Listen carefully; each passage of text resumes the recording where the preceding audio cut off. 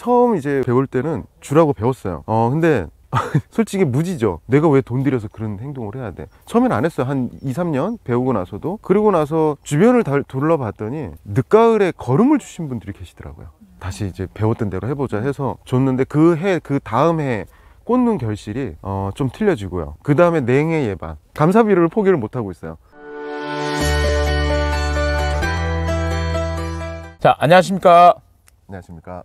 오늘은 저희가 인천 구월동에서 농사를 짓고 있는 우리 영일농장 사장님, 엄우봉 사장님을 찾아뵙습니다. 네, 안녕하세요. 인천 구월동에서 배 농장과 샤인머스켓을 하고 있는 영일농장 대표 엄우봉입니다. 자, 저희가 찾아뵙게 된 거는 우리가 추천했던 어떤 프로그램대로 진행을 했었고요. 그리고 이제 그거에 대한 결과물, 배 맛이라든지 모양이라든지 그 1년 동안의 이제 프로그램에 따라서 이제 진행을 했었던 그 부분들, 그리고 어떻게 이제 과원을 관리를 하고 그런 것들에 대해서 좀 알아봤으면 좋겠다 생각이 들어서 방문을 했습니다. 그러면 이제 이게 이제 노하우가 공개가 되는 건데, 처음부터 쓰셨던 것들의 기준으로 두면은 저는 매년 감사비료는 2% 12를 매년 쓰고 있고요. 처음 이제 우리 소장님한테 배울 때는 주라고 배웠어요. 근데 솔직히 무지죠. 내가 왜 돈 들여서 그런 행동을 해야 돼. 처음엔 안 했어요. 한 2, 3년 배우고 나서도. 그리고 나서 주변을 다 둘러봤더니 늦가을에 걸음을 주신 분들이 계시더라고요.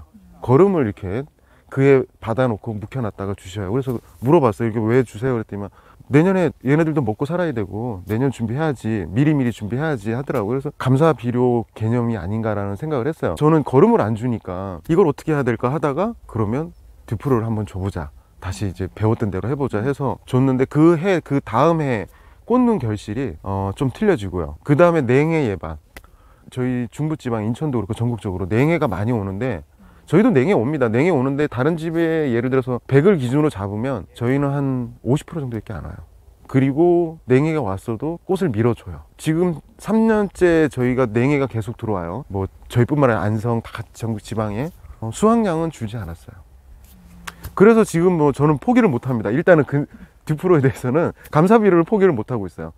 뭐 줘도 된다 안 줘도 된다 설이 너무 많기 때문에. 근데 일단 줬을 때 제가 판단했을 때는 그 큰 비용이 아니기 때문에, 오래 고생했으면 당연히 양분 축적을 좀 위해서 도와주는 것도 내년을 위해서 나쁘지 않는가, 이렇게 생각을 하고 있습니다. 저는 그 다음에 이제 봄이 오거나 이러면 마이크로 칼마하고 듀프로를 로타리 치기 전에 뿌려놓고 좀 기다렸다가 이제 로타리 좀 치고, 그 다음에 이제 뭐 연면 시비로 하는 품목들이 좀 있어요. 과키오라든가 폴리캡 같은 경우도 있고. 그렇게 한 다음에 중간중간 유니칼슘은 한 3회 정도, 많은 양이 아니라 적당히 한 달에 한 번 정도 뿌리에 영양제 준다 생각하고 한 달에 한 번 정도 이렇게, 과한 시비 하지 않고요. 적당한 시비로 조금씩 이렇게 나눠서 아이들한테 좀 주는 편입니다. 대부분 나무 근처에 다 주시는 게 관행이죠. 근데 저 같은 경우는 좀 약간 뭐 비료를 좀 버리더라도 뿌리가 멀리 있는 아이들도 먹어라 하고 좀 뿌려주는 스타일이에요. 황산가리, 과를 키울 때 향을 좋게 하기 위해서 대부분 농가들이 되게 많이 써요. 과수 안 쓰시는 분은 없을 정도예요. 우리나라에서 황 같은 경우는.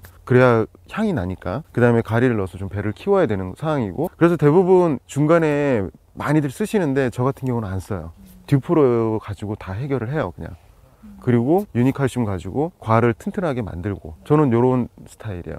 그러니까 농사들 지시는 분들이 다 기법이 다 틀린데, 황산가리도 써보고, 당연히 과수원에서 안 써본 사람이 어디 있습니까? 써보고 이것도 써보고 했는데, 저는 개인적으로 딱 필요한 양만 있으면 된다라고 생각하는 스타일이에요. 황이 요만큼 필요한데 이만큼 줄 필요는 없다. 그래서 저는 듀프로 12는 무조건, 지금 비농 10년차 10년째 단 한 번도 유니칼슘을 안 써본 적이 없어요. 일단 첫 번째 저장성, 그거는 제가 정말 확연히 느껴져요. 저장했을 때 다른 집보다 무르는 속도, 당연히 무르죠. 아무리 칼슘을 잘 줘도 무르는 건 무르는 거야. 하지만 무르는 속도가 좀 현저하게 길어진다는 거. 예를 들어서 5월 달에 배가 저장했는데 좀 물러졌다면 저희는 7월 달까지는 충분히 가지고, 상인들도 아직 좀 살아있다라고 평가를 해주시고, 그 다음에 열과, 이 농사 짓는 분들 다 뭐 어떤 과일은 다 열과 뻐그러진다 그러죠. 실금 가고, 이게 정말 많이 줄어들어요. 연면 시비, 뭐 솔직히 말씀드리면 연면 시비 저도 안 해본 거 없이 거의 다 써봤어요. 정말 비싼 거, 뭐 12만 원짜리 비료. 근데 유니칼슘만큼 따라오질 못했어. 그래서 올해 같은 경우는 12 프로그램 중에 크게 비싼 걸 써본 적이 없어요. 듀프로, 유니칼슘 요 두 가지 갖고 농사 거의 졌다 보시면. 저는 한 2년치를 항상 재어놔요. 어쩔 수가 없습니다. 이 파동이 생긴 다음부터는 제가 미리 조금 확보하는 쪽이 있어요. 제가 이렇게 비료를 해보니까 2주 3주 만에 효과가 틀려져요. 밤 12시가 되든 새벽 1시가 되든 2주에 뿌려야 된다고 생각하면 무조건 2주에 뿌립니다. 저만의 고집이에요. 내일 하자고 해도 안 돼요. 이걸 놓치면 내일도 바쁜 일이 생기고 하다 보면 일주일 뒤 2주 뒤에 뿌리면, 그렇게 해봤더니 열과도 생기고 뭐 유니칼슘 써봐야 효과도 없네 이 소리가 나오더라고요. 근데 제가 한번 테스트로 정말 그 시기에 딱딱 했을 때 제 자랑은 아니지만 정말 열과 딱 2개밖에 못 봤어요. 그래서 저는 유니칼슘을 좀 맹신하는 사람입니다. 솔직히 말씀드리면 칼슘을 그렇게 많이 뿌리면 딱딱해진다 그러는데 유니칼슘은 많이 뿌려도 그런 일이 없어요. 아삭한 맛 그대로 가고 딱 필요한 만큼만 먹어주더라고요. 유니칼슘은 다른 거 줬더니만 다 먹어치우던데 그것만 그렇게 되는 것 같아요. 그냥 웃자고 한 얘기지만 어쨌든 저는 계속 꾸준히 그 두 제품은 정말 안 갖다 놓으면 저는 소장님한테 전화합니다. 제품 어떻게 된 거냐고, 빨리 좀 보내달라고. 그 정도로 저한테는 딱 그 2가지는 정말 중요한 농사에 필요한 요소예요.